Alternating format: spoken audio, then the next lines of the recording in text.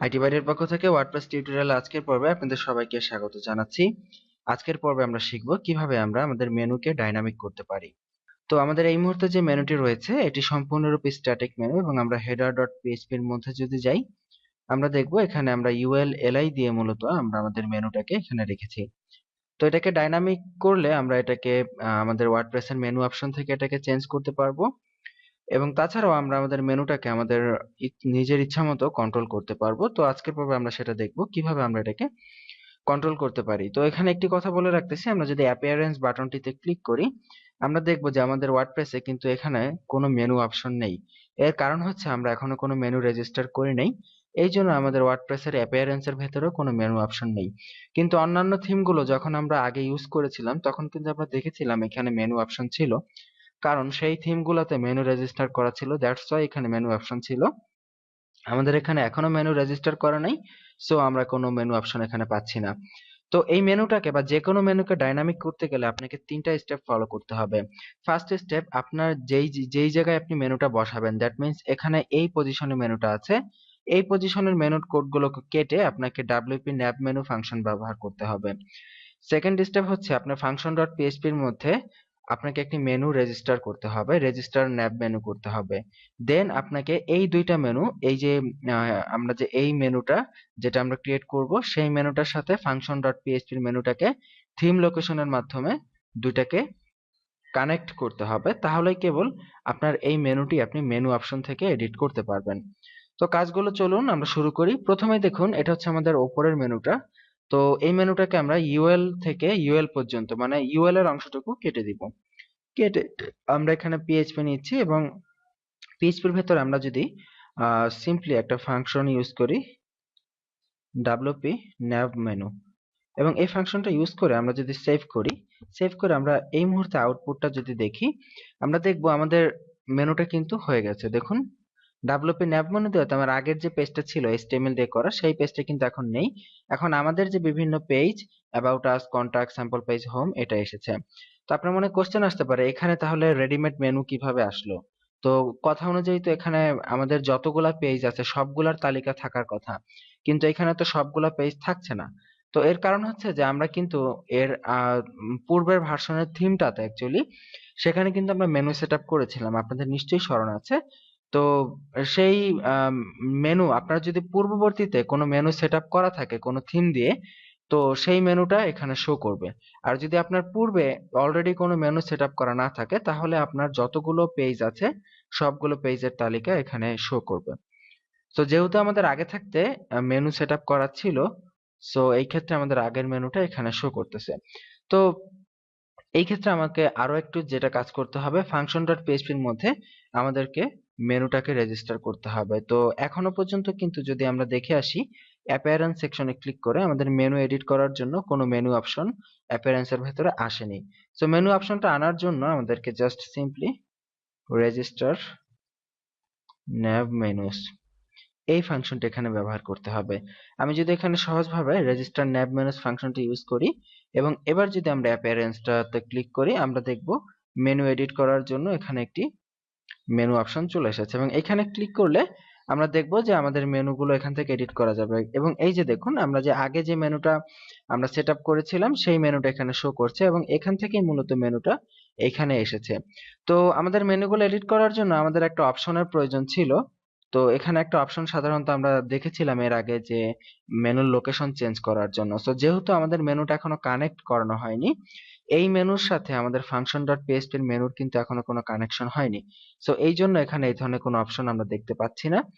So এই ক্ষেত্রে আমরা যেটা করব header.php এর এই wp nav মেনুর সাথে আমরা আমাদের function.php এর মেনুর কানেকশন করব। কানেক্ট করানোর জন্য আমাদের এই মেনুটার মধ্যে wp nav মেনুর ভেতরে আমাদেরকে একটি আর্গুমেন্ট পাস করতে হবে।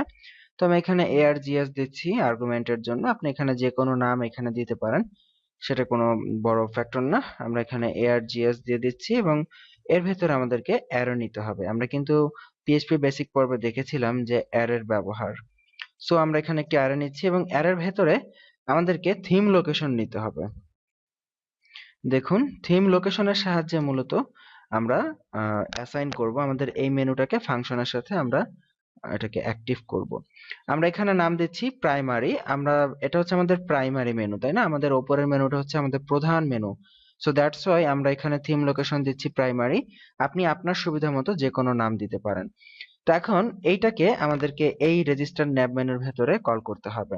তো এর জন্য আমাকে আরেকটি অ্যারে এখানে ব্যবহার করতে হবে। আমরা এখানে আরো একটি অ্যারে ব্যবহার করছি এবং এই অ্যারের ভেতরেই মূলত আমাদেরকে আমরা যে থিম লোকেশনটা নিয়েছি একটু আগে প্রাইমারি, আপনাদের বানামটা অবশ্যই এক্সাক্ট সেম থাকতে হবে, আদারওয়াইজ কাজ করবে না। তো প্রাইমারি নিচ্ছি এবং এই প্রাইমারিটাকে আমাকে একটা নাম দিতে হবে, যেই নামটা আমাদের মেনুর নাম হবে। তো আমরা এটাকে ডাবল আন্ডারস্কোর দিতে হবে, একটু ভালো করে দেখুন। ডাবল আন্ডারস্কোর দেন প্যারেনথেসিস দিতে হবে এবং এর ভেতরে আমরা আমাদের যে মেনুটা নিব সেই মেনুটার একটা নাম দিব। আমরা এটার নাম দিচ্ছি প্রাইমারি মেনু। কি কি কাজ করলাম আমি আরো একবার রিপিট করছি। এই মেনুটাকে wp nav মেনুটাকে ফাংশন ডট পিএইচপি এর সাথে কানেক্ট করানোর জন্য আমরা এর মধ্যে একটি আর্গুমেন্ট নিলাম। সেই আর্গুমেন্টটার মধ্যে আমরা অ্যারে নিলাম। অ্যারেতে আমরা theme location equal to primary declare করলাম। আপনি যে কোনো নাম ডিক্লেয়ার করতে পারেন। তো পরবর্তীতে আমরা রেজিস্টার ন্যাব মেনু মানে functions ডট পিএইচপি এর মধ্যে আমরা একটি অ্যারো নিলাম। সেই প্রাইমারিটাকে আমরা এই যে এইখানে যে প্রাইমারি নাম দিয়েছিলাম এই প্রাইমারিটাকে আমরা একটা নাম দিলাম প্রাইমারি মেনু এবং এই নামটাই আমরা দেখতে পাবো আমাদের এই মেনু সেকশনে। তো আমরা এবার আমাদের মেনুটাতে একটু রিফ্রেশ করি, তারপরে দেখি কি হয়। দেখুন অনেক কিছু চেঞ্জ হয়ে গেছে এবং এখানে আমরা ম্যানেজ লোকেশন নামে অপশন পাচ্ছি। তো ম্যানেজ লোকেশনে ক্লিক করলে আমরা দেখতে পাবো এইমাত্র যে আমরা প্রাইমারি মেনুটা ক্রিয়েট করেছি সেই প্রাইমারি মেনুটা এখানে আছে এবং এই মেনুটাকে আমরা কোন মেনু হিসেবে সিলেক্ট করব সেটা এখান থেকে দেখিয়ে দিতে হবে।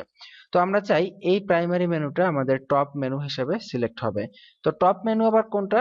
আপনাদের মোটেও এখানে কনফিউশনে পড়া যাবে না। টপ মেনু হচ্ছে আমরা ওপরের জন্য একটা মেনু এখানে ক্রিয়েট করেছিলাম টপ মেনু, সেই মেনুটা হচ্ছে টপ মেনু। তো আপনার যদি কোনো মেনু ক্রিয়েট করা না থাকে, আমি এই মেনুটা ডিলিট করে দিচ্ছি। যদি কোনো মেনু আপনার অলরেডি ক্রিয়েট করা না থাকে সেই ক্ষেত্রে আপনাকে এখান থেকে একটি মেনু ক্রিয়েট করে নিতে হবে। আমরা যদি এখানে কোনো একটা মেনু ক্রিয়েট করি, মাই মেনু নাম দেই এবং সেটাকে যদি আমরা কিছুটা এডিট করি, দেখুন এখানে 5টা আইটেম রেখেছি, দিয়ে যদি আমরা ক্রিয়েট মেনু করি, আপনারা কিন্তু আমাদের ওয়ার্ডপ্রেস বেসিক পর্বে মেনু তৈরির টিউটোরিয়ালে দেখেছেন মেনু কিভাবে তৈরি করতে হয়। সো এখান থেকে আমরা একটি মেনু যদি তৈরি করি এবং পরবর্তীতে আমাদের এই মাই মেনুটাকে আমরা যদি প্রাইমারি মেনু হিসেবে সেট করতে চাই, এই যে প্রাইমারি মেনু, এবং যদি সেভ চেঞ্জেস এ ক্লিক করি, দেন আমাদের পেজটা রিফ্রেশ করলে দেখবেন আমরা যে 5টা আইটেম দিয়ে মেনু করেছি, এই যে দেখুন দেজ আর 5 আইটেমস এবং আমাদের মেনুটা এই অপশনে আছে। ছিল অ্যাকচুয়ালি মেনু তৈরির টিউটোরিয়াল। আশা করি আপনারা সবাই বুঝতে পেরেছেন বা একদম যারা নতুন তাদের কাছে অনেকটাই এটা কঠিন মনে হচ্ছে, এটা আমরা জানি, এটা মনে হওয়াটাই স্বাভাবিক। এটা আবার অনেকটা ইজিও, ততটা কঠিন না। তো আমি পুরো কাজটা রিভিউ করতেছি এবং নেক্সটের পর্বে আমরা এই ফুটার মেনুটাকে করব, তখন এটা আরো একবার রিভিউ হবে। আমি আপনাকে পুরো কাজটা আরেকবার রিভিউ করছি। মেনু নেয়ার জন্য প্রথমেই আমাদের যে এখানে ULLI ছিল হেডার সেকশনে, সেটাকে কেটে আমরা WP nav মেনু নিয়েছি এবং আমাদের ফাংশন ডট পিএইচপি এর মধ্যে রেজিস্টার nav মেনু নামে একটি ফাংশন রেজিস্টার করেছি। পরবর্তীতে আমরা আমাদের এই হেডার ডট পিএইচপি এর মধ্যে WP nav মেনুর মধ্যে একটি আর্গুমেন্ট নিয়েছি এবং আর্গুমেন্টের থিম লোকেশন সেট করেছি প্রাইমারি।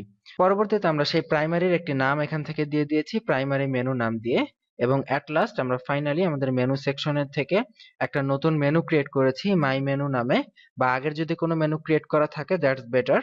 আপনি যদি না থাকে আপনি একটি মেনু এখান থেকে ক্রিয়েট করে নেবেন, দেন ম্যানেজ লোকেশন থেকে আমাদের এই প্রাইমারি মেনুটাকে আমরা মাই মেনু সিলেক্ট করে সেভ চেঞ্জেস করেছি।